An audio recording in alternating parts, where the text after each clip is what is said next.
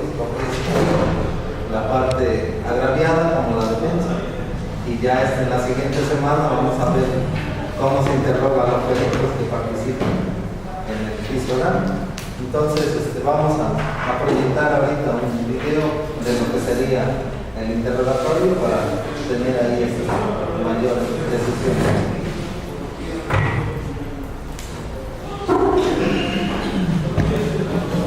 Igual hay un video que aborda todos los momentos, tanto del interrogatorio a peritos. Igual lo vemos de manera general cómo se abordan estos temas, porque en la audiencia de juicio oral es lo que pasa. Nosotros vamos a ver por partes la cuestión que tiene que ver con el interrogatorio a testigos, pero en la audiencia, ya en lo que es el desarrollo, una vez que se interroga al testigo, de inmediato se pasa a contrainterrogatorio para poder seguir desarrollando las demás pruebas. Igual vemos una vez el video completo de lo que sería de lo que sería esa parte, y ya posteriormente vemos de manera puntual. Guerrero Uribe, bienvenido. Un aplauso.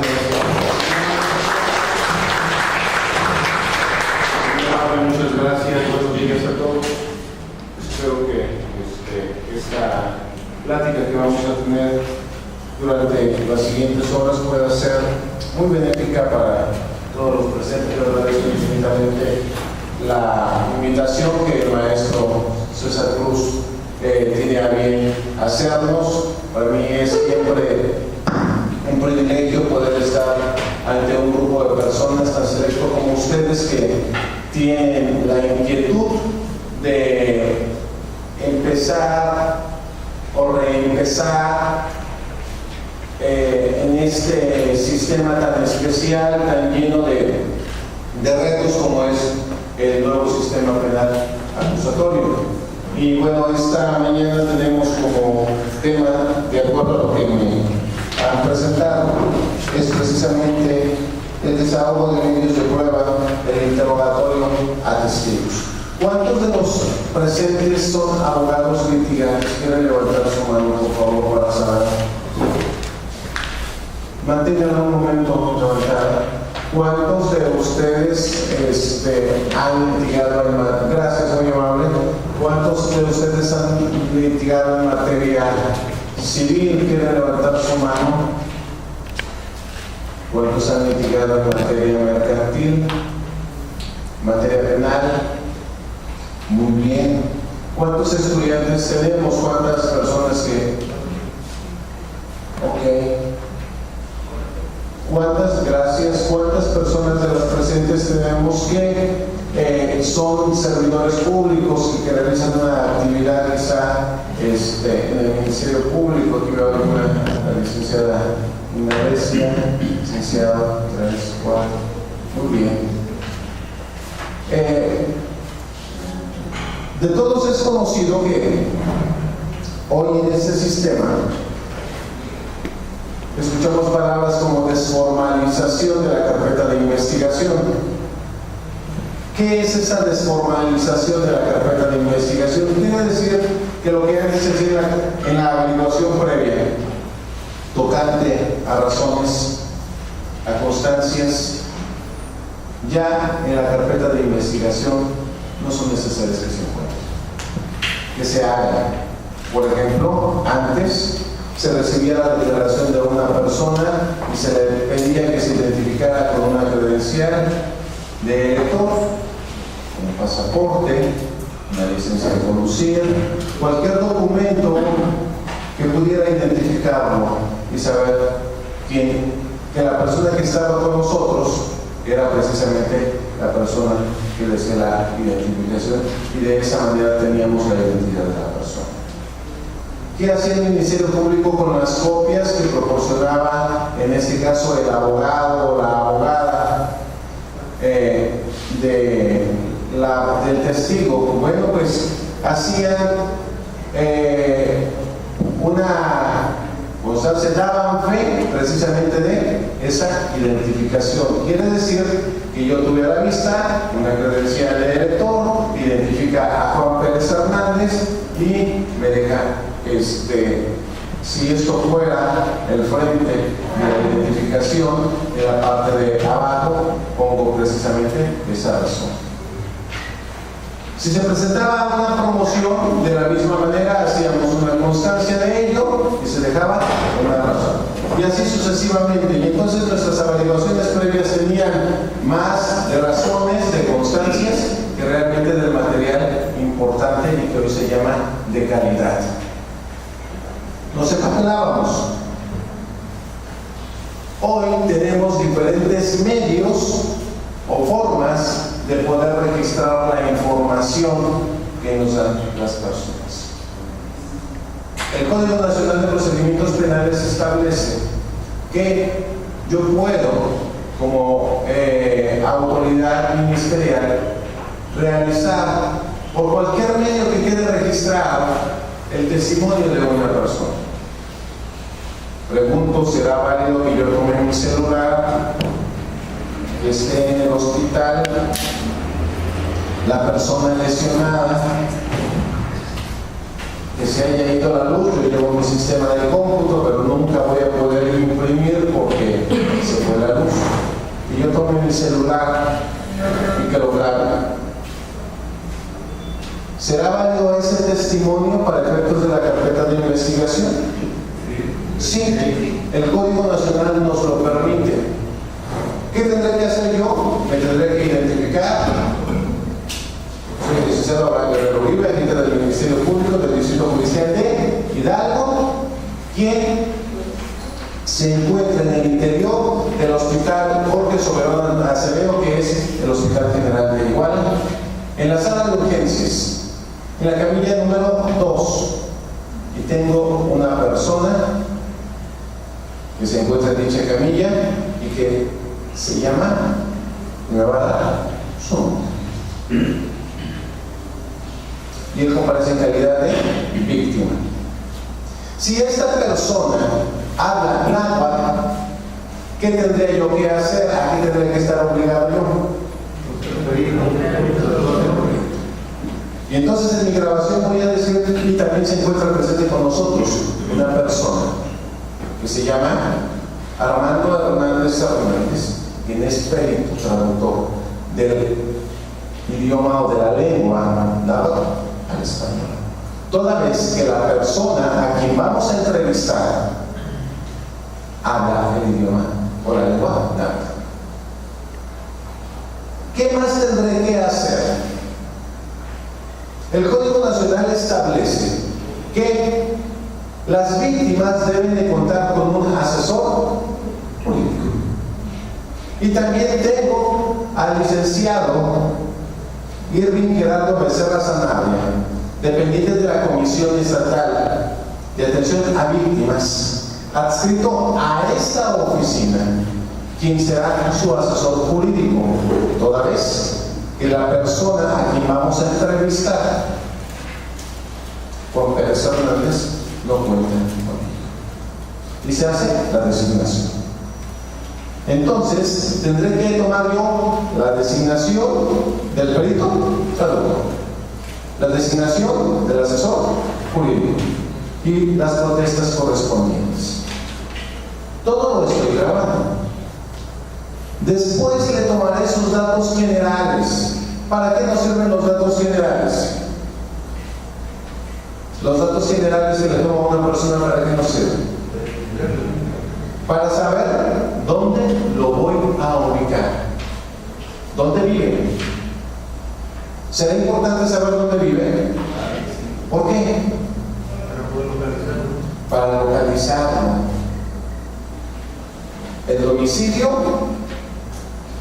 teléfono si lo hay en su casa, teléfono celular, si tiene correo electrónico, el correo electrónico, porque eso también me va a servir a mí como datos de identificación de él, pero también para notificación de él. ¿Le tendré yo que notificar a esa persona alguna actuación posterior después de que salga del hospital? Claro que sí. ¿Qué le tengo que informar? Pues de acuerdo al Código Nacional en el apartado correspondiente que establece respecto de los derechos que él tiene que estar informado del avance de las investigaciones. Es una obligación que yo tengo. Y quizá no vayas a su domicilio, pero si tiene teléfono, le voy a llamar. ¿Qué tiene que ver todo esto con el tema de hoy? Ahorita lo vamos a analizar. Después de que ya lo haya identificado, entonces le voy a preguntar, Señor, díganos una cosa. ¿Por qué se encuentra usted aquí? Y él me va a empezar a hacer una narración. ¿De qué? De los hechos. Fíjese que yo me encontraba en mi domicilio. ¿Cuál es su domicilio?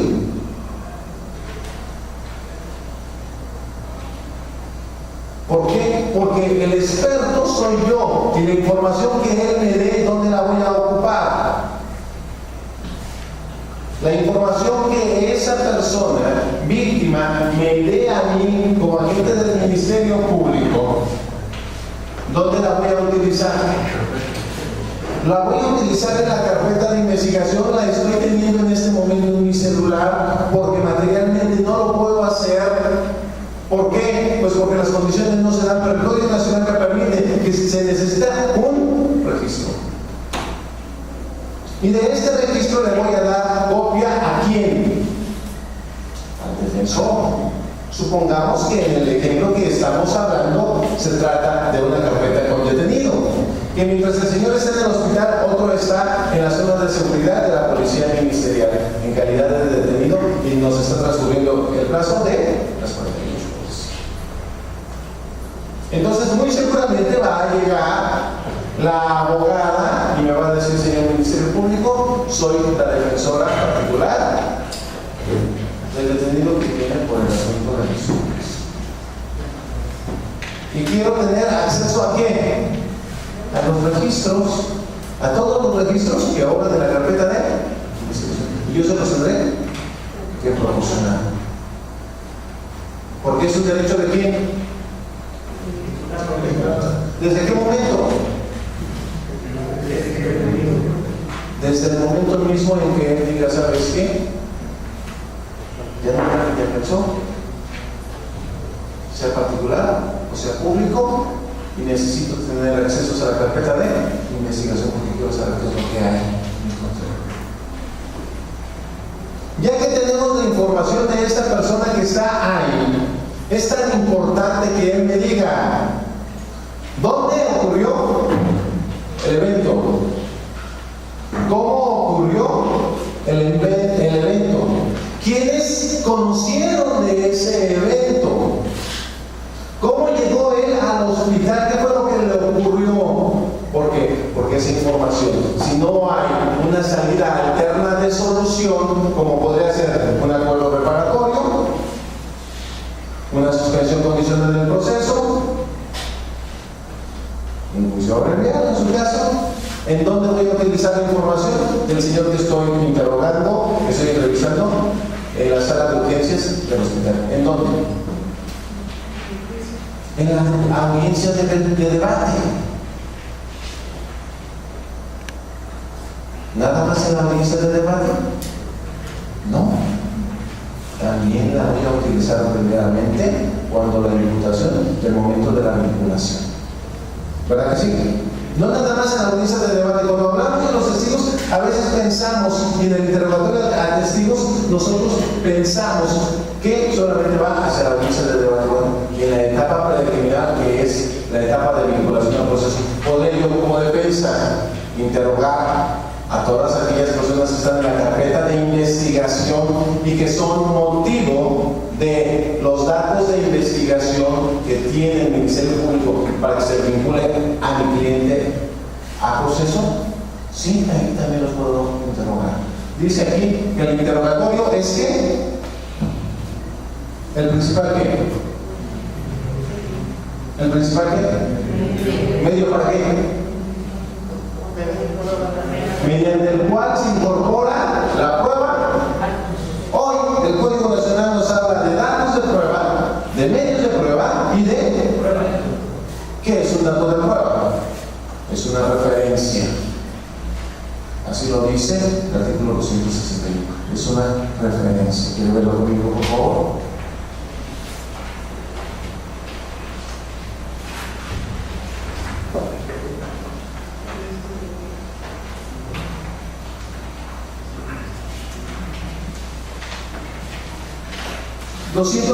primero, antecedentes de investigación. El antecedente de investigación es todo registro incorporado ¿en dónde? ¿Está conmigo? En la carpeta de investigación que sirve de sustento para aportar ¿qué? Un dato de prueba.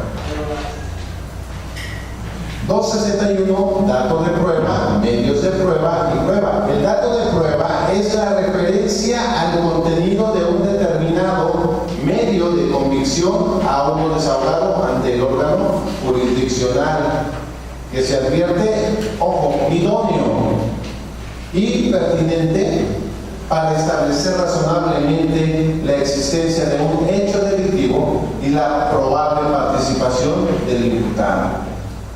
Los medios o elementos de prueba son toda fuente de información que permite reconstruir los hechos respetando las formalidades procedimentales previstas para cada uno de ellos. Se denomina prueba a todo conocimiento cierto o probable sobre un hecho que, ingresado al proceso como medio de prueba en una audiencia y desahogado bajo los principios de inmediación y contradicción, sirve al tribunal de enjuiciamiento como elemento de juicio para llegar a una conclusión cierta sobre los hechos materia de la acusación.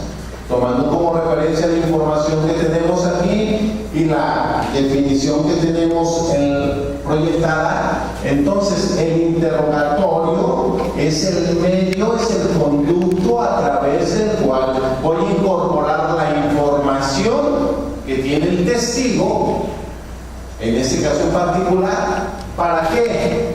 La voy a incorporar al proceso. La primera parte en donde la puedo incorporar, incluso, fíjese bien, no solamente es en la vinculación, sino también puede ser en el control de la detención. ¿Se puede desahogar un testimonio en control de detención? Su cliente le dice, señor abogado, fíjese que a mí no me detuvieron como está diciendo aquí la puesta a disposición. La puesta a disposición es un poema siempre y dice que yo iba saliendo de la casa del vecino con una laptop en un portafolio de color negro, pero también traía yo otra mochila de color rojo en donde venían algunas cosas. Eso no es cierto, a mí me agarraron 4 calles adelante de donde está la ubicación de la casa.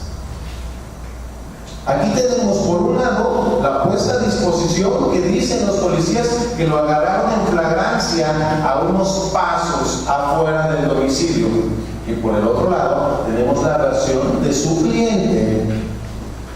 Y lo que vamos nosotros a controvertir en la audiencia de control de detención es precisamente si hay flagrancia o no hay flagrancia. Y es más, a 4 cuadras ni siquiera el señor traía ni la mochila roja ni la mochila negra. Esa información usted la tiene. ¿Cómo la va a introducir? Para decirle al juez, no hay flagrancia en términos del artículo 146 del Código Nacional de Procedimientos Penales.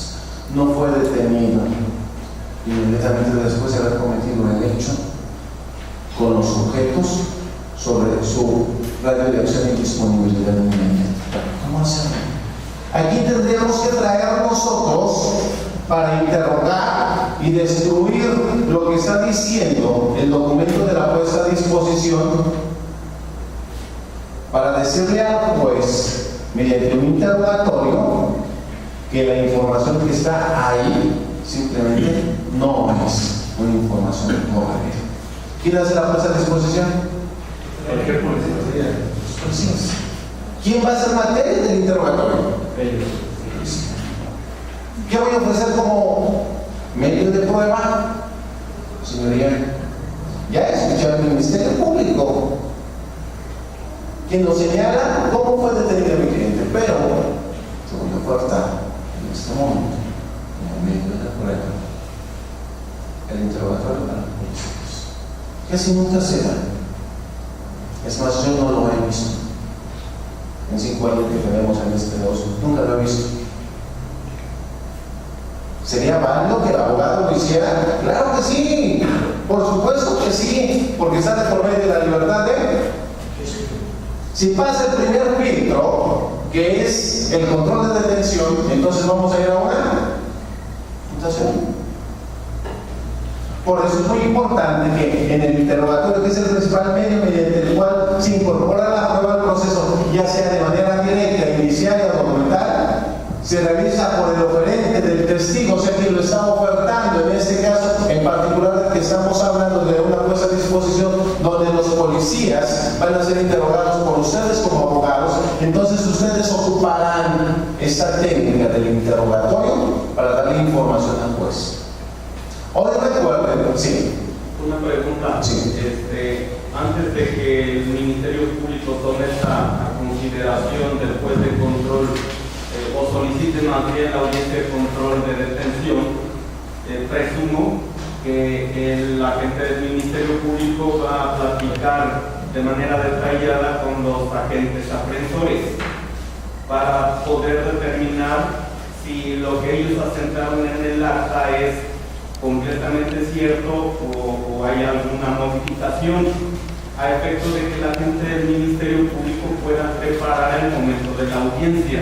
Es decir, al momento de que el imputado esté en la presencia del juez y el imputado pretenda cambiar los hechos del momento de la detención, argumentando que no fue afuera del domicilio, sino que fue cuadras adelante la detención, entonces ahí se encuentra el Ministerio Público, se puede encontrar, en un dilema. Es decir, ya no es verídica la exposición de los agentes apreensores. ¿Qué es lo que pasa en mi dirección? Bueno, en la práctica lo que ocurre es lo siguiente: llegan los elementos apreensores, traen sus hojitas de la puesta a disposición y que tiene que ser el Ministerio Público. De acuerdo con el Código Nacional de Procedimientos Penales, tienen que revisar dos situaciones: que haya flagrancia y que haya inmediatez en la puesta a disposición. O sea que los extremos del artículo 16 constitucional, párrafo 5 y del 146 del Código Nacional de Procedimientos Penales se cumplan. Esto es flagrancia e inmediatez. Por lo tanto, cuando el Ministerio Público recibe la puesta a disposición, lo revisa y tiene que hacer un estudio para calificar de legal o no de legal esa detención. El policía ya lo hizo, por eso lo está poniendo a disposición. Ya está calificando él su actuación de sí mismo como válida. La trae hacia el Ministerio Público y el Ministerio Público va a decir: a ver, ¿qué me estás trayendo de información de la puesta a disposición? Pues mire, nosotros íbamos circulando sobre la calle Constitución cuando de repente una persona se acercó porque nos estaba haciendo señas y nos dijo: mire, allá va el señor que se acaba de meter a la casa del vecino y lleva la maleta negra y la maleta roja, de la que hablábamos al principio, que trae pertenencias de mi vecino. Cualquier persona puede denunciar, ¿no? Y lo agarran. La pregunta del abogado es: ¿qué va a hacer el Ministerio Público? Si él revisa que la puesta a disposición que él tiene no le da quizá la flagrancia, ¿qué tendría que hacer el Ministerio Público?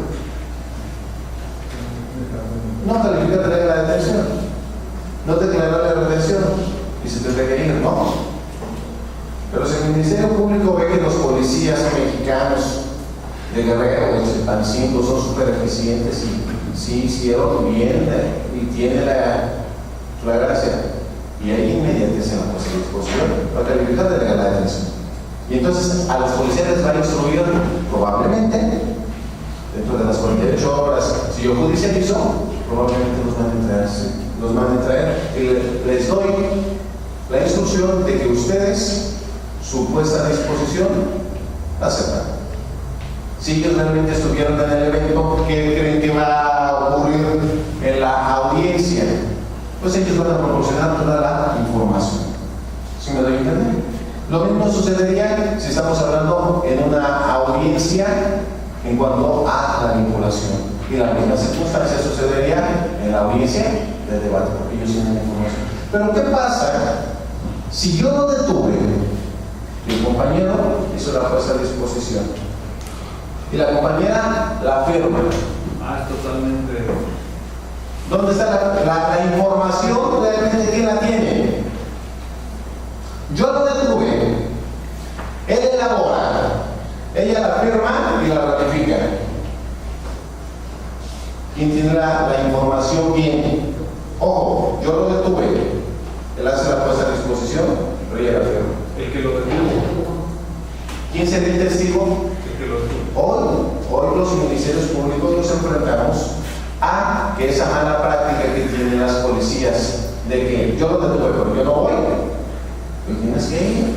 ¿Por qué? Porque como es desformalizada y el juez de control o el juez o el tribunal de enjuiciamiento no tiene nada en su escritorio, sino toda esta información va a venir a través de un interrogatorio, la voy a incorporar, entonces quien esté dando la información debe de ser la persona que realmente estuvo ahí. Este sistema es ¿para qué? Para que las mentiras caigan solitas.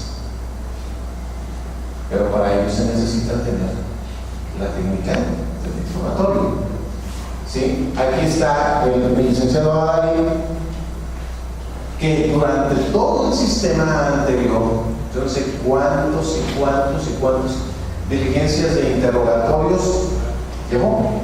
Y él calificaba las preguntas de quién, el EBP, y las preguntas de la defensa. Pero él tenía aquí una causa penal, ¿no? Ella tenía la información, es más, días antes de la audiencia, desde que él señalaba la fecha de la audiencia para el interrogatorio que le estaba pidiendo la defensa, él ya se sabía perfectamente que el motivo de la entrevista, la declaración o la puesta a disposición, ella se la sabía.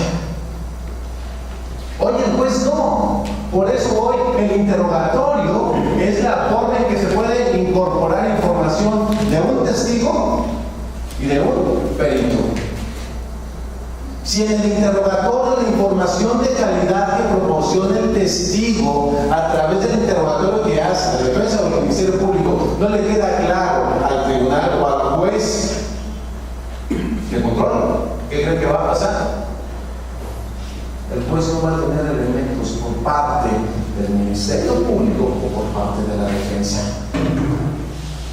Porque la información vierte o emana de lo que ustedes, como defensa o como Ministerio Público, le puedan extraer al testigo, al policía, al perito y se la pongan en conocimiento al juez.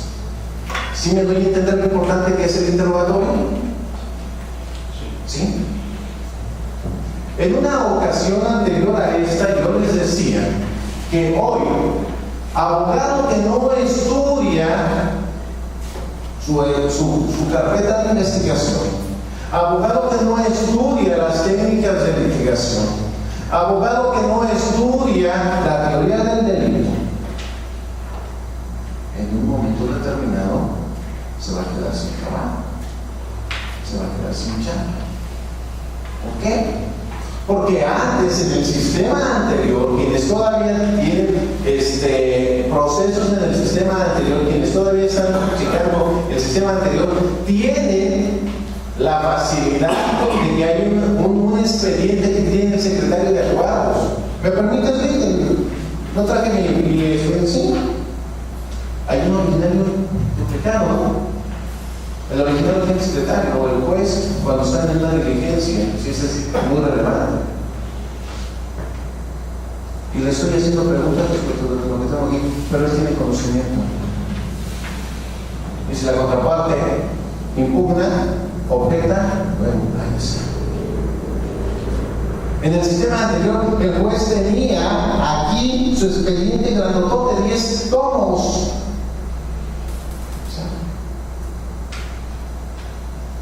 Hoy no.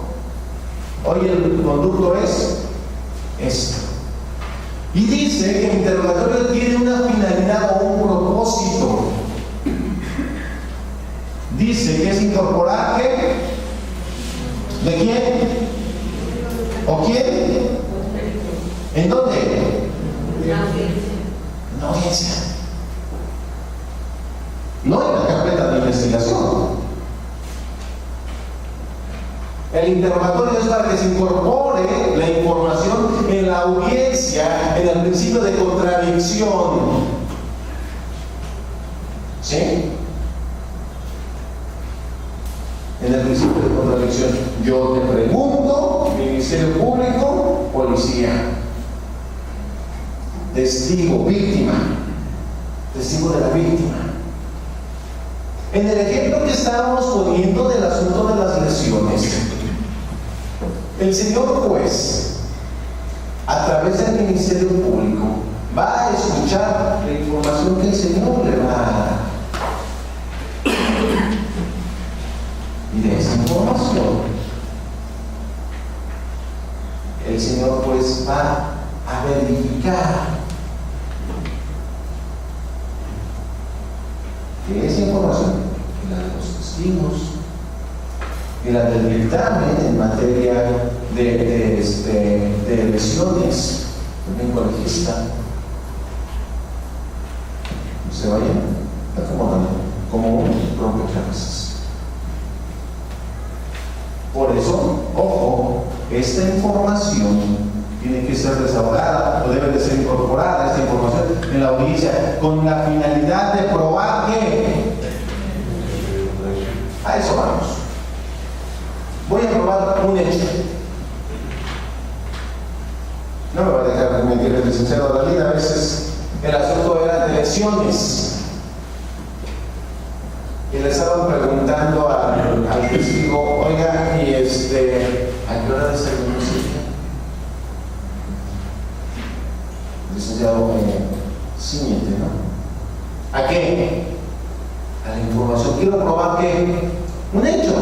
El Ministerio Público en su teoría del caso tendrá que probar y quiere probar que hubo un homicidio. Y va a traer a los testigos de identidad académica para probar que esa persona realmente existió, ¿cierto? ¿De quién era hijo? ¿Dónde vivía? ¿A qué se dedicaba? Si era afecto a bebidas embriagantes o no. Porque probablemente, en la teoría del caso de la defensa, el señor no murió por el proyectil de arma de fuego que recibió en la cabeza. Quizá estaba tan enfermo del hígado porque se iba a los jueves de pozole y los viernes de mariscos y los sábados con la familia y tenía una cirrosis hepática. Y se murió de eso, no de embarazo. Pero el Ministerio Público tiene como teoría del caso que fue un homicidio calificado. Es más, todas las calificativas que establece el artículo, todas. Premeditación, alevosía, ventaja, traición, todas. ¿No? Sí, así son los MPs, ponen todo, absolutamente todas las calificativas. ¿Y qué dice la defensa? O sea, el señor iba a misa todos los domingos a la catedral. ¿No es cierto? Sí. El Señor no estaba ahí. El Señor estaba en petaquillas comiendo. El Señor no estaba ahí. El Señor estaba en el hospital. Cada quien tiene una teoría del caso, pero esa teoría del caso tiene que ser expuesta y tiene que incorporarse la información en la audiencia para probar el hecho de la teoría del caso. Para eso sirve el interrogatorio.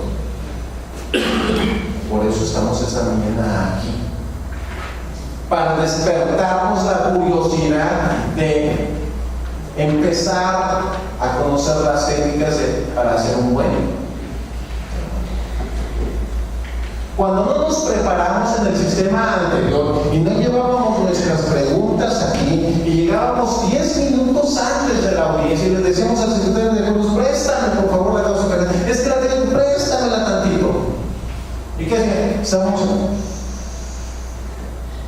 Hoy se puede hacer, sí se puede hacer. Ese no dice, lo puedo seguir teniendo, pero ¿qué cree? No le auguro que la información que usted intente incorporar en la audiencia sea una información de calidad. Hoy tengo, ojo, no que aleccionar a mi testigo, hoy tengo que preparar a mi testigo. Hoy el testigo debe de saber realmente a qué va ahí, porque el escenario es infinitamente distinto. En el anterior sistema estaba el secretario, el escritorio, el señor se sentaba aquí, al lado estaba la defensa, al lado estaba el DP y estaba el público. O si él era delito grave, estaba atrás de el procesador atrás de la defensa. ¿Sí? Hoy el escenario es solemne. Para empezar desde ahí, es solemne el escenario. ¿Cuántos han visitado una sala de juicio oral? ¿Cuántos han estado en una audiencia ya? Impone, ¿no? Desde que uno llega, me tengo que registrar. Llegue celular, no sé cómo le hagan, pero allá a las damas hasta la bolsa de los médicos, no pueden pasar. Sale el señor juez o la señora juez con su toga. El MP, la defensa. Y así presentan ustedes a su testigo y lo sientan. ¿Cómo creen que el testigo va a llegar? ¿O qué va a pasar por su mente cuando el testigo entra y encuentra que la sala está llena, porque es un asunto de homicidio? Y hay abogados que quieren ver, y hay estudiantes que quieren ver. No solamente están los intervinientes. Y como es un asunto relevante, también está el fiscal regional de la zona centro. Y dice, está el vicefiscal. ¿Cómo va a ser el Ministerio Público? Descubriendo. Y del otro lado está la familia de la víctima. Y del otro lado, ahí en la zona del público, está también ¿quién? La familia del imputado, o llamado de esa manera. ¿Qué está haciendo? Y viene el testigo y usted le dijo, nos vemos mañana en la tarde, o sea, un día antes de la audiencia. Y llegó tarde porque era cualquier reposado. Se llega tarde. Eso es bien fácil, mire, ¿se acuerda de lo que platicamos? Sí. Eso no es una preparación de un testigo.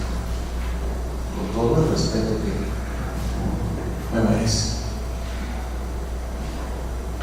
Incorporar información, audiencia, para probar la teoría del caso. Ya sea como fiscal, asesor jurídico, abogado, defensor, quienes deben de saber qué. ¿Las qué? Las reglas, las técnicas que se deben observar a la hora de formular un interrogatorio. Pregunto, ¿en el anterior sistema teníamos reglas? ¿Teníamos reglas en el anterior sistema? No, eran las más obvias, ¿no? ¿Como cuáles? Señor secretario, ya contestó la pregunta. Y se le está volviendo a hacer, está incompleta la pregunta. Hoy sí hay reglas. Hoy sí hay reglas. Si no sé las reglas, si no domino la información que el testigo va a vertir, si nunca me he parado a una sala, si no conozco mi carpeta, ¿en qué problema creen que voy a estar como litigante? Un gran problema. Como MP, un gran problema. Como asesor jurídico de la víctima, un gran problema. Hoy no solamente solamente necesito conocer la carpeta de investigación perfectamente bien, sino necesito conocer las reglas para poder formular algún interrogatorio. Aquí dice, algunos autores otorgan otra denominación al interrogatorio como examen directo del testigo. ¿Por qué se le llama examen directo? Yo ofrecí al testigo, al policía. Es la víctima. Lesiones, violación. Yo le voy a hacer un examen directo a preguntas abiertas. Nosotros vamos a ver las reglas. ¿Las reglas dónde están? Las reglas están aquí. A mí me encanta esto, aunque tiene muchas lagunas, muchísimas lagunas. Pero es el A, B, C para poder entender cómo se lleva en este caso en particular un interrogatorio.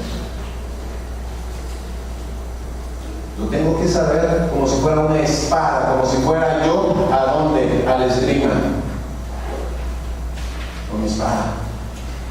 ¿Tiene filo? Sí. Pero tengo que saber cómo agarrarla para poderla, para dar información a quién, al juez. ¿Dónde nos quedamos? La siguiente, por favor. Reglas previas al desahogar la prueba. Si el testigo debidamente citado no se presentara a la citación o haya temor fundado de que se ausente o se oculte, se le hará comparecer por medio de la fuerza pública sin necesidad de agotar algún otro medio de apremio. Artículo 364 del Código Nacional de Procedimientos Penales. Esto es para cuando el testigo es un testigo hostil que no nos está realmente apoyando, no nos está ayudando, ¿sí? Por ejemplo, hace 3 días tenía yo una citación, unos testigos en un pueblito que se llama Mayanalán, municipio de Iguala. Sucedió un evento donde los ex esposos, después de 35 años, se divorcian los señores y entonces los hijos hacen una comida en la casa de una de las hijas, la hija mayor. Llega el señor, se sienta en el sillón de 3 espacios y después llega la señora. Y se sienta en el sillón donde hay 2 espacios nada más. Se levanta el señor y se sienta al lado de ella. Y le dice a la señora, ¿te puedes retirar, por favor? No. Y empiezan a platicar. Llega el yerno, llega la nuera, llega la hija, más esas 2 personas, o sea, el agua imputado y la víctima. Y le dice a la hija, fíjate hija que ya saqué mi pasaporte, ya me dieron mi visa y me voy a Estados Unidos. Ay mamá, qué bueno, que vas a estar con mis tíos, con mis tías, a quienes la señora no ha visto desde hace muchísimo tiempo. Y entonces resulta que le dice el señor, ¿cómo que ya te vas? Entonces dice que me pusiste porque no aguanto. No te la voy a quitar. 35 años sirviéndote de gata. Y le empezó a echar un rosario a la señora, no todas sus quejas. El señor es tu señor de campo. Trae un machete, trae navaja. Y la señora, pues como ya no eres nada mío, no tienes nada que decirme, y la señora se envalentonó. Y aquello concluyó en un hecho de sangre donde la señora terminó en el hospital y era navaja aquí. Testigos: la hija, el yerno, la nuera. Presenta la denuncia del hospital. Cuando ingresa, habla la trabajadora, tiene una persona, sigue así, al Ministerio Público, el Ministerio Público se traslada y toma la entrevista. Asesor jurídico viene y me dice, Lee, dame fecha para que recibas a los testigos. Sí, no. Pero se le olvida un pequeño detalle a la abogada. Que son la hija, que es el yerno, y que es. Son los únicos 3 testigos. No quiero decir mucho.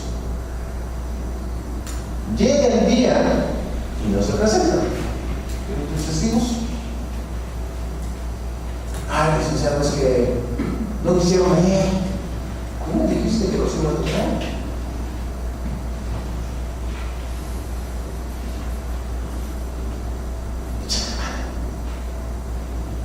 ¿Cómo quieres que te echen?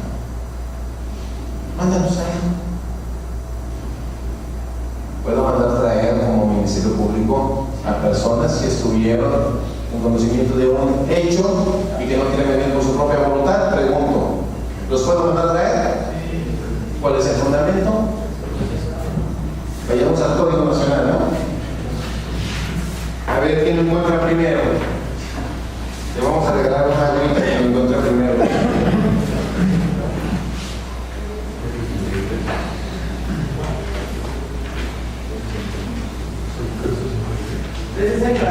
Ay, hasta la voz. Rápido, el abogado. ¿Qué dice el 360? Toda persona tendrá la obligación de cumplir al proceso cuando sea citado y de declarar su verdad, el cual no conozca y que sea preguntado.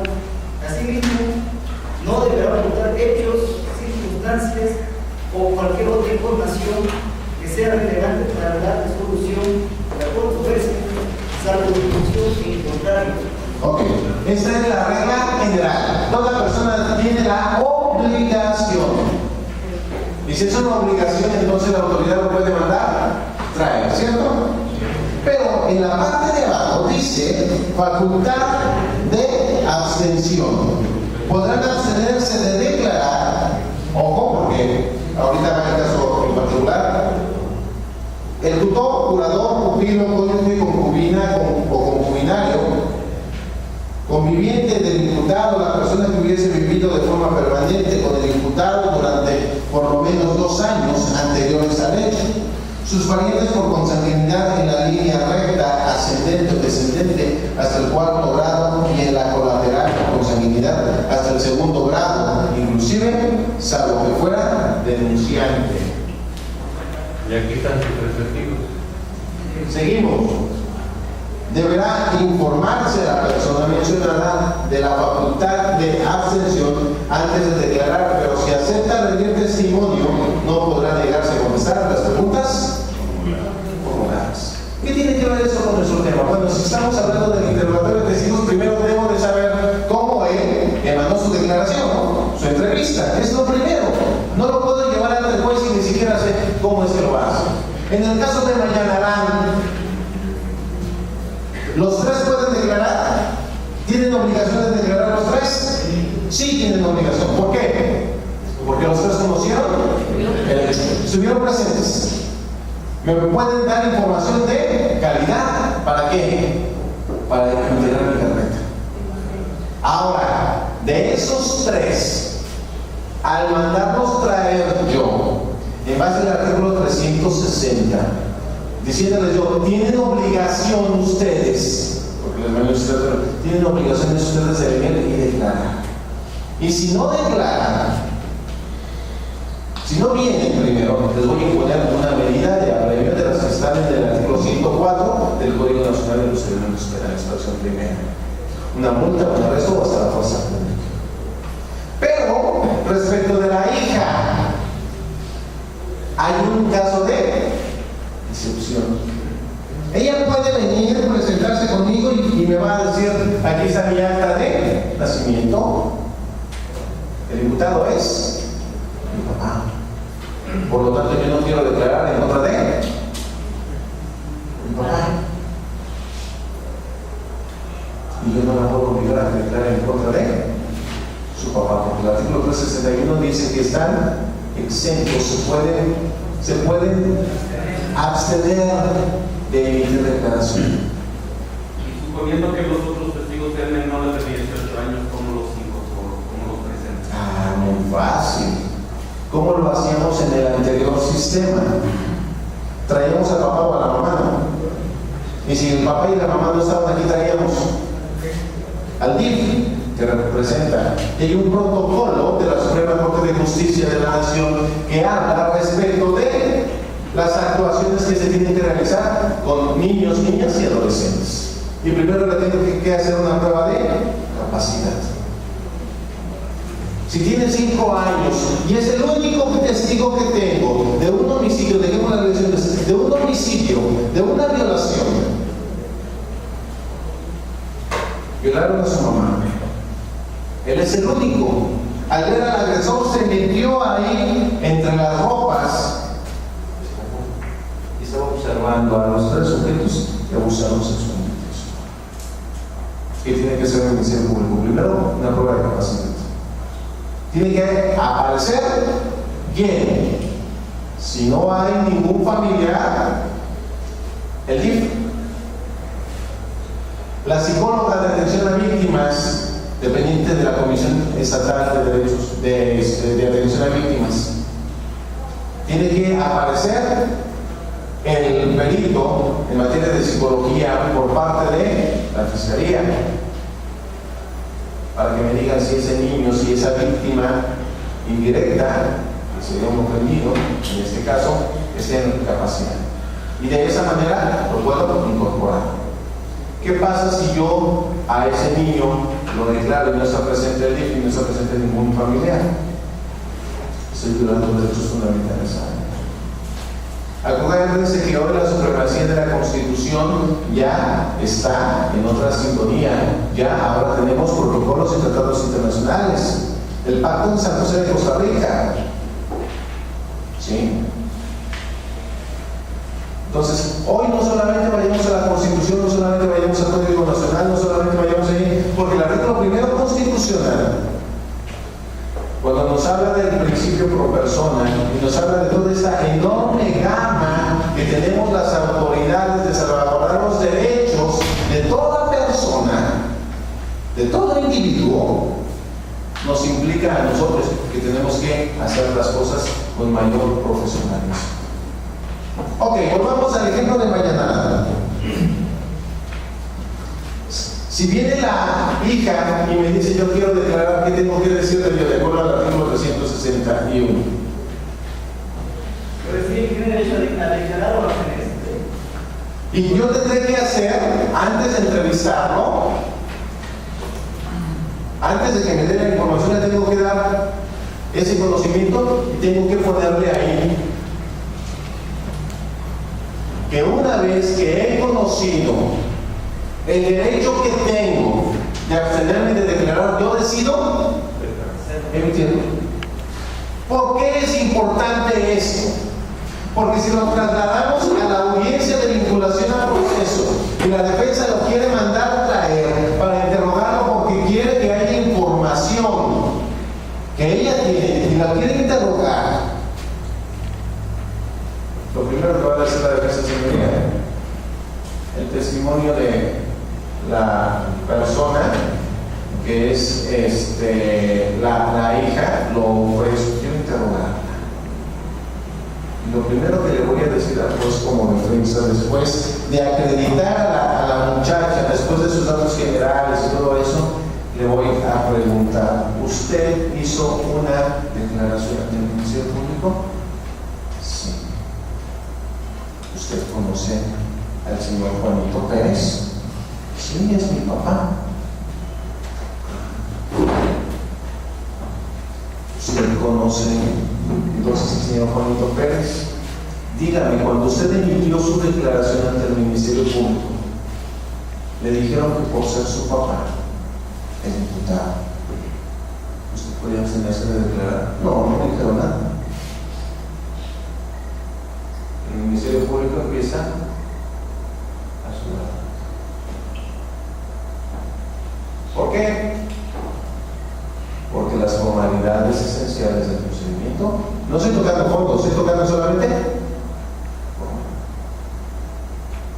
¿Me explico? Por eso es importante que el Ministerio Público y el asesor jurídico estén velando, porque si es un testigo que tiene una relación de parentesco hasta el cuarto grado consanguíneo, pueda tener ese tratamiento. ¿Me doy a entender? ¿Alguna pregunta es aquí? Ok. ¿Qué pasa con las otras dos personas? No quieren venir. Les mandé el citatorio y les dije, en términos del artículo 360, tienes la obligación de venir a declarar.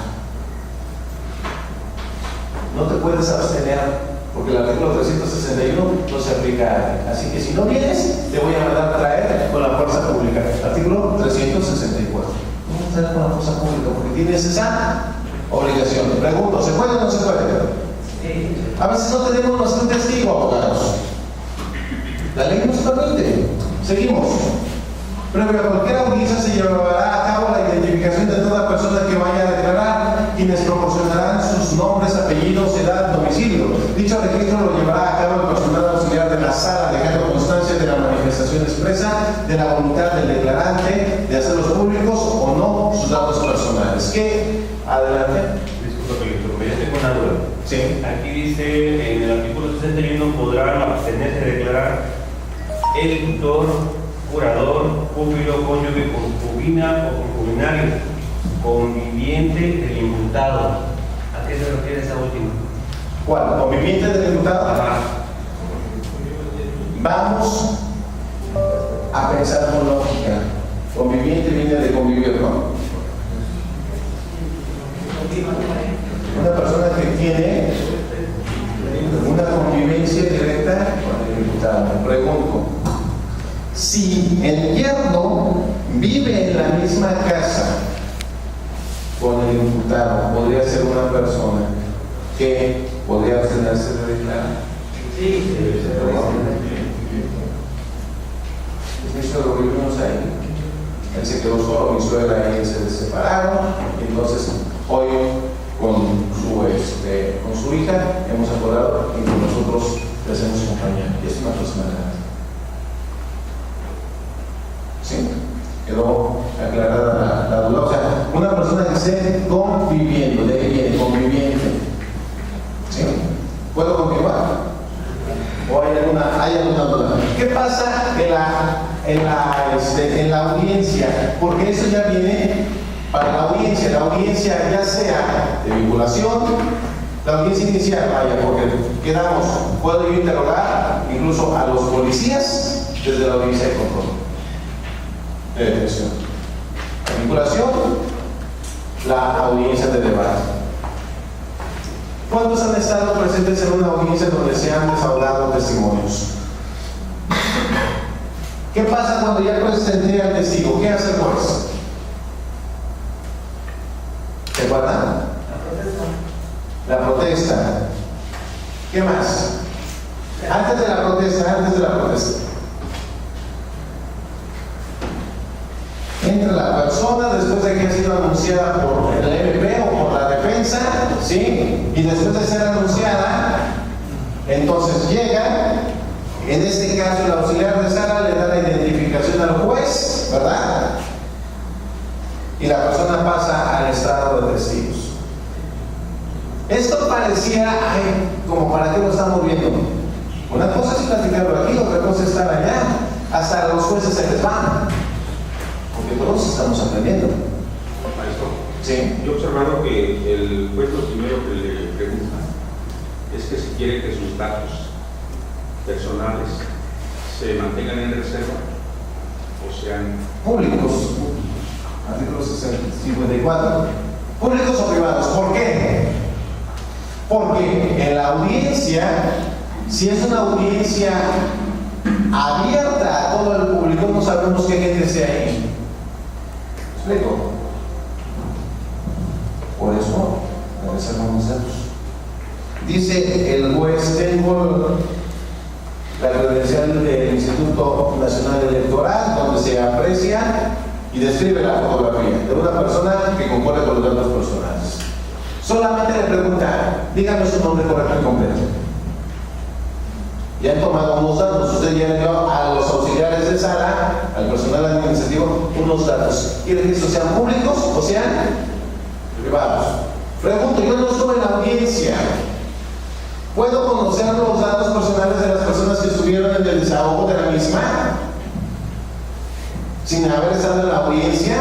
Si él dijo que eran públicos, sí. ¿Cómo? Si yo le pido al abogado su audio y video de la audiencia a la que fue, ¿dónde creen que lo voy a encontrar? Ay, porque está video grabado. ¿Me explico? Y hoy, con la inseguridad que tenemos en todo el mundo, no solamente aquí, Pues por eso es que son privados. Seguimos con la siguiente, por favor.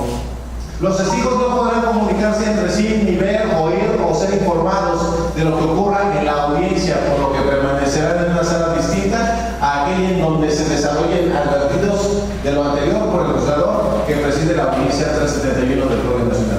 Esto ya lo veíamos en el sistema anterior, ¿sí? Hoy es más formal. Hoy, si es una audiencia inicial y va a haber desahogo de testigos, si es una audiencia de debate, si es una audiencia de vinculación porque se empleó el término constitucional, lo primero, ya que el juzgado sabe quiénes son los testigos, los auxiliares de sala tienen un listado y cuando uno llega a la atención al público le preguntan: ¿usted viene como público? No, soy testigo. ¿De quién? La defensa. Ah, ok. Véngase para acá. Yo no sé cómo lo hagan aquí, pero en Iguala hay salas de testigos. ¿Afuera de esa sala? ¿Quién lo pone? Su celular, por favor. Porque puede ser que no se esté comunicando de manera verbal. Pero por mensaje sí. Aunque no permiten el acceso de los celulares a las salas, a nosotros nos tocó en Iguala que salió una persona a llegar a los imputados y escuchó el testimonio. Nos fuimos a comer.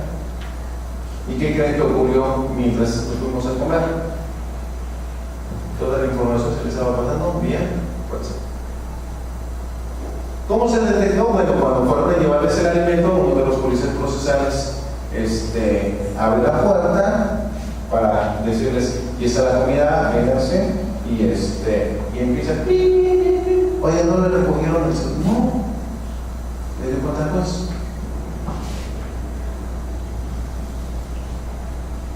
Entonces, hoy es muy importante eso. Poco a poco vamos cambiando. ¿Sí? ¿Dónde vamos? Serán llamados en el orden establecido. ¿Quién establece el orden de la llamada de los testigos? La defensa y el MP, dependiendo de qué, de la estrategia.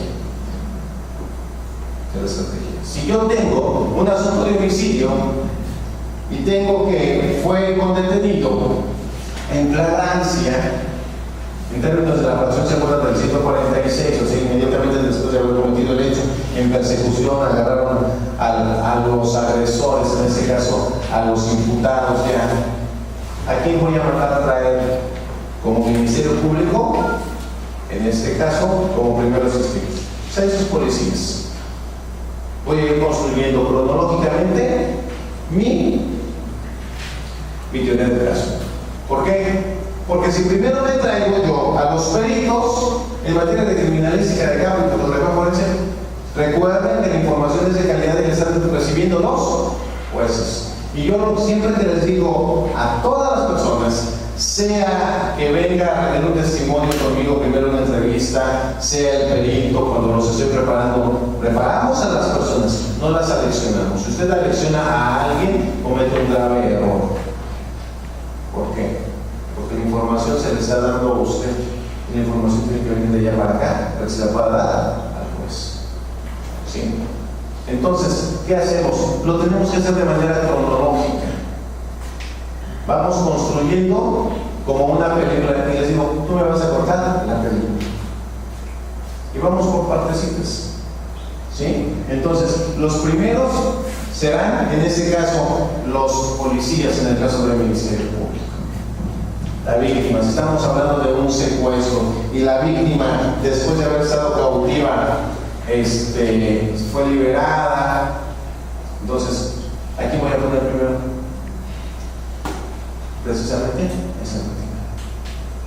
Que le cuente al auditorio, que le cuente al tribunal qué fue lo que ocurrió. ¿Qué lesiones? ¿A quién? Del lado de la defensa, ¿a quién pondría? En el caso del asunto de Mayanarán,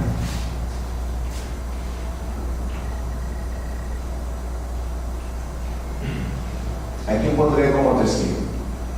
Testigos de la defensa. ¿Cuántas personas les dije que estaban en el escenario? 3, más la víctima y él. No. Quizá no declaró la hija con el Ministerio Público o el yerno se escondió por ahí, pero de todas maneras lo tengo que mandar a traer a fuerza, yo lo voy a traer. Y algún día les contaré qué pasó con el yerno. Pero si la hija es testigo de la defensa, ¿a quién va a poner en el estrado? Precisamente como final. Sí, dice, efectivamente, puede decir, por ejemplo, la hija, sí lo lesionó, pero eso fue posterior a que mi mamá, eso dependerá de la realidad del caso, de que mi papá fue agredido por mi mamá.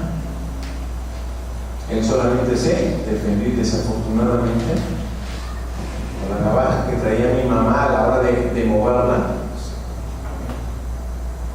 ¿Sí? Seguimos. Serán llamados por el orden 5. Una vez que sean llamados a declarar por la parte oferente, o sea, quien está ofertando la prueba, él o la auxiliar de sala acompañará al testigo oferente desde la sala donde se encuentre hasta el estrado. Las personas serán interrogadas en qué idioma, pero podrá requerirse la asistencia de un traductor o intérprete. En ningún caso las partes o los testigos podrán ser intérpretes. Ojo, en la práctica, ¿qué sucede? Llega con el Ministerio Público una persona, aquí normalmente llegan hablando idioma andado también, ¿verdad? Que no son acentos. Bueno, resulta que nada más viene la víctima en un asunto de violación y la mamá. Y al MP especializado en delitos sexuales, después de que movió todo Chilpancingo, no le mandan un perito en materia de la lengua nada. Y dice, bueno, pues está la mamá. La voy a poner como perito, como intérprete. ¿Se puede? Y si lo hago como defensa, ¿qué voy a hacer? Calladito me veo más bonito. ¿Qué creen que querrá la mamá respecto del imputado que ha abusado sexualmente de su hija menor de edad?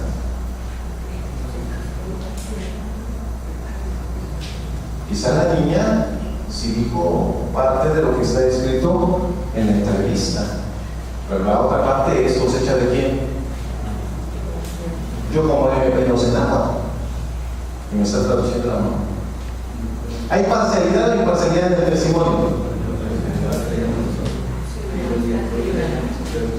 Sí. ¿En qué momento como defensa lo voy a hacer valer? En la audiencia de vinculación. ¿Sí me voy a entender? Por eso es importante conocer la carpeta de investigación. A veces las causas penales no las leíamos nada más allá. Al fin, el secretario me pasa la carpeta, la causa, y ahí rápido. Hoy no se puede, ¿por qué? Porque hoy hay un audio, un video, está un juez allá, está MP, está defensa, está el auditorio, hoy hay que prepararse, ¿de acuerdo? Cuando haya que examinar al presidente, esto sucede lo mismo que en el anterior sistema. El presidente de la República, los servidores públicos a que se refieren los párrafos primero o quinto del artículo 111 de la Constitución, consejeros jurídicos del Ejecutivo, los magistrados, los jueces, las juezas, personas imposibilitadas físicamente, ya sea por su edad, por enfermedad grave o alguna otra que dificulte su comparecencia, el órgano jurisdiccional dispondrá que dicho testimonio sea desahogado en el juicio por sistemas de reproducción a distancia de imágenes y sonidos o cualquier otro medio que permita su transmisión en sesión privada. En Iguala ocurrió un asunto, un secuestro. Las víctimas, una pareja, son liberadas. Después de que les toman la entrevista en antisecuestros, se van a la ciudad de Houston, Texas, por razones de seguridad. Se quiere la orden de aprehensión, se ejecuta, 5 personas son detenidas, se les vincula al proceso, previa imputación, audiencia intermedia y vamos a la audiencia de debate. El domicilio que tiene el Ministerio Público respecto de las víctimas era en su pueblo, en el municipio de Teloloma. Resulta que ya no están ahí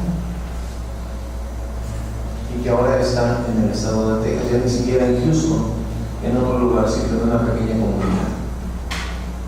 Hacen las gestiones correspondientes de la fiscalía y los ponen en el consulado de México en Houston.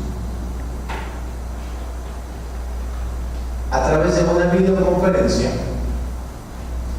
se llevó la audiencia del interrogatorio a las víctimas, ellos allá y los demás en la sala de audiencia. Hoy se puede hacer eso. La ley nos dice que se puede hacer, el testimonio se puede desahogar en el juicio por sistemas de reproducción a distancia de imágenes y sonidos o cualquier otro medio que permita su transmisión. El Ministerio Público preguntaba, la defensa objetaba en su caso, el juez decía, por favor, conteste, contestaba. Lógico, hacerlo de esa manera trae un poco de repente retraso por las distancias, de repente el sistema se cae, no sé si aquí en Chilpancingo ya haya habido alguna audiencia de esa naturaleza, pero más o menos así se llevan a cabo. Adelante. Cuando debe recibirse testimonio de menores de edad o víctimas de delito y se tema por su afectación psicológica o emocional, así como el caso de víctimas de los delitos de violación o secuestro, el órgano jurisdiccional, a petición de las partes, podrá ordenar su recepción con el auxilio de familiares o peritos especializados. Para ello deberán utilizarse las técnicas audiovisuales adecuadas que favorezcan evitar la confrontación con él o el imputado. Las personas que no puedan concurrir a la sede judicial por estar físicamente impedidas serán examinadas en el lugar donde se encuentren y su testimonio será transmitido. Igual, sistemas de reproducción a distancia. Estos procedimientos especiales deberán llevarse a cabo sin la afectación a la confrontación y a la defensa. Los testimonios a personas de menores de edad, a veces cuando vamos como asesores jurídicos, que antes se llamaba coadyuvantes, no es excusa, pero siempre en el Ministerio Público hay muchísimo trabajo. Tenemos pocos recursos humanos, tenemos pocos recursos materiales, a veces no hay peritos, a veces hay un perito en materia de psicología y tiene que abarcar toda la necesidad que hay en la ciudad, que ha crecido bastante aquí en Chilpancingo, y aquí tienen que ir a Quetzaltenango y tienen que ir a las agencias foráneas. ¿Qué pasa si tengo un asunto de trata de personas? Son las 12 de la noche, tengo 2 detenidos por ese hecho y las víctimas son menores de edad y una de ellas es sordomuda. Y usted es el asesor jurídico de la víctima porque el papá de la niña sordomuda se enteró de esta circunstancia, que era su hija víctima de trata de personas, y le dice: licenciado, vengo a contratar tus servicios. ¿Qué tendrían que hacer ustedes? ¿Qué tendrían que supervisar como asesores particulares de la víctima para que se le tome la entrevista a una persona con esa discapacidad sordomuda? ¿Alguien nos quiere ilustrar? ¿Qué harían? El padre ya tendría que llevar un intérprete. El padre no sabe nada, el padre se echó. Se acaba de enterar que su hija es víctima de trata de personas. El abogado tendría que buscar un intérprete. El que tiene la cabeza fría es el abogado, ¿no? Habrá un intérprete de personas sordomudas. ¿Dónde lo buscaría? No, si lógico que tiene en la casa esa persona, definitivo. Sí. Pero hay una familia, sobre la familia. No, sí, pero vaya. En instituciones, en la escuela, sí. Tengo que mandarlo, tengo que decir al Ministerio Público se te está pasando. Mándala atención a víctimas, ¿no? Después del ginecológico, mire, el padre está en shock, no puede representar los intereses de su hija. Manda a traer a quién? Al de DIF. Ay, licenciado, son las 12.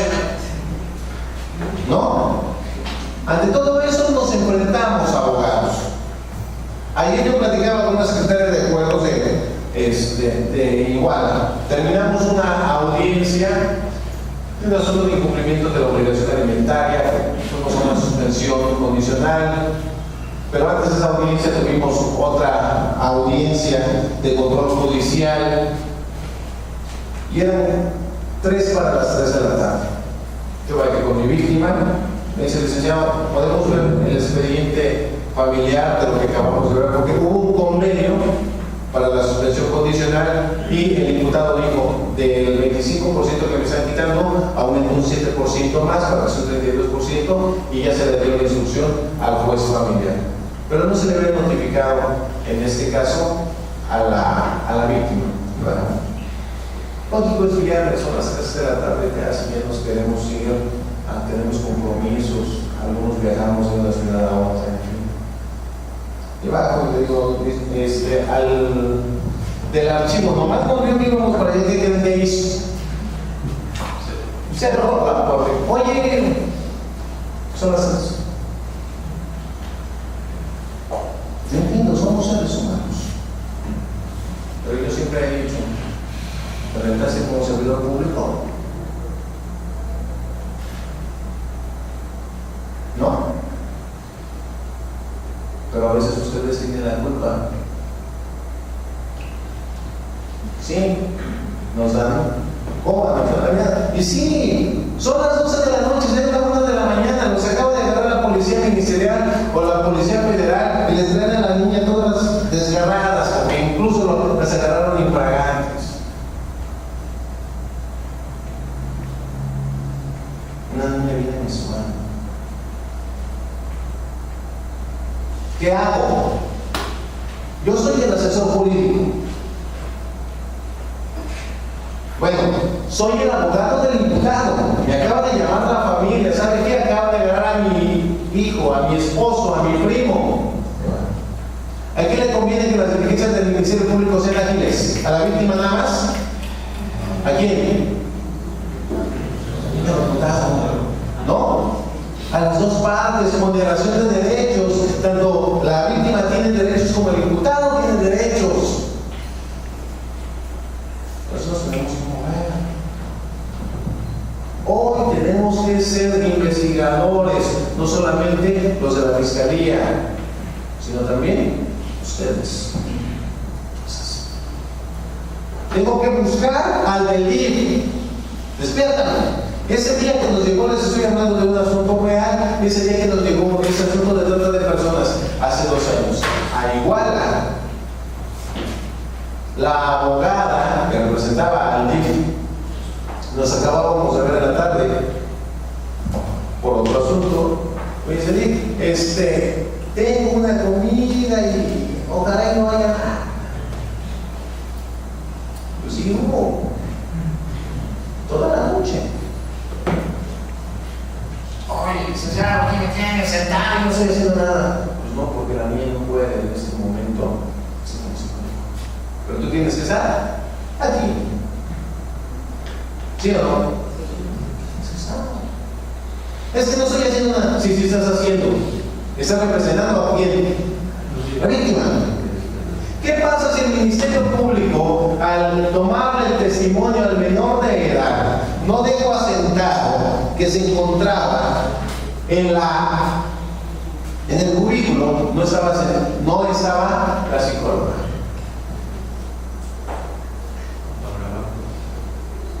¿Qué pasa? La defensa puede ocuparlo. ¿En dónde? Señoría, el Ministerio Público está estableciendo que la víctima estaba alterada, pero cuando yo interrogue como defensa, ¿quiénes estaban contigo cuando te entrevistaron? Una señora. ¿Quién más? Porque le voy a dar al juez información de. ¿Me explico? ¿Violación de derechos fundamentales respecto de la niña? Sí, como víctima. ¿Responsabilidad para el MP? Sí. ¿Me explico? Entonces, cuando deban recibirse testimonios de menores de edad, víctimas del delito, y se tema por su afectación psicológica, emocional, así como en casos de víctimas de delitos de violación o secuestro, el órgano jurisdiccional, la petición de las partes, no lo pedimos por desconocimiento, quiero yo pensar, pero a partir de esta fecha ya vamos a quedar.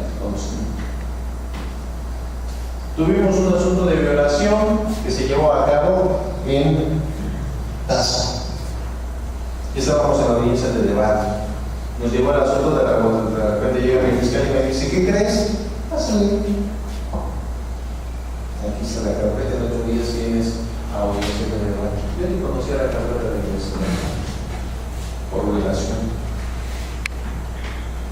Nunca el MP le puso al DIF. El DIF nunca solicitó medidas de protección para la menor. Quien abusó sexualmente de esa menor fue el novio de la mamá. Quien vino a denunciar fue la tía. ¿Y saben a quién le entregaron a la niña después de que declaró? A la mamá. ¿Saben qué dijo el procurador de la defensa del menor? Nada. ¿Saben qué dijo el asesor? Nada.